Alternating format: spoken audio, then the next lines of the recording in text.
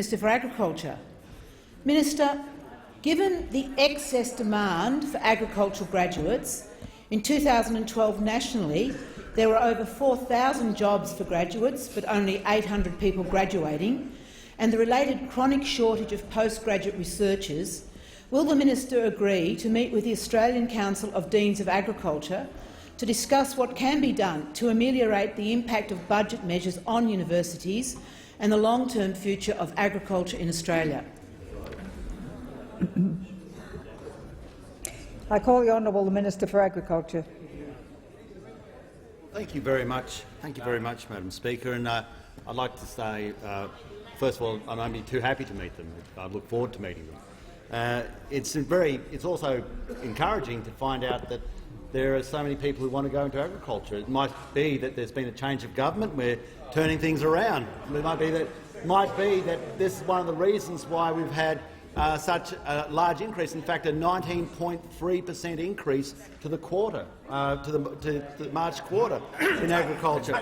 And of course, we're not the ones who place the carbon tax on them. We're not the ones who shut down the live cattle trade. That's your side. You're the side that actually shut down agriculture. We're the side that's actually getting it going again. But I do acknowledge that with the issues of what we're hoping to the member for Indi is that as there's a greater demand for agriculture because outsiders turn the show around, that naturally will attract people into the agricultural faculties. I also acknowledge that if the sandstone universities decide to put up fees, that will make regional universities more competitive. I've also had a look at some of these, and others think this as well. One was Jim Barber, who was who was the Chancellor at the University of New England, my old alumni, where he says, "I have no doubt the big end of town in Australia will begin jacking up their prices in response to feed deregulation, but they will be doing so just as a range of new online, low-cost yet highly competitive competitors are entering the domestic market. As a result, we are likely to see prices move in both directions. And the prestigious university brands will find themselves going head-to-head with a raft of cheaper alternatives."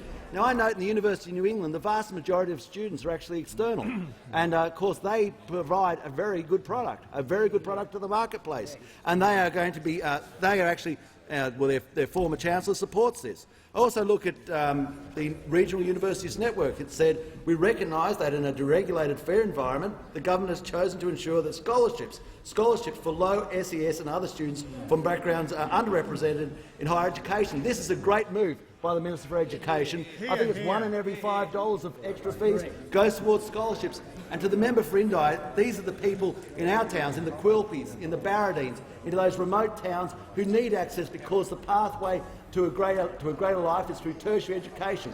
And I remember that a former member of my seat, Drummond, who actually set up the University of New England, recognised that, and we will continue on this side to be the champion for regional education and for making sure that we get the best form of education, especially in the agricultural field. I call the honourable member for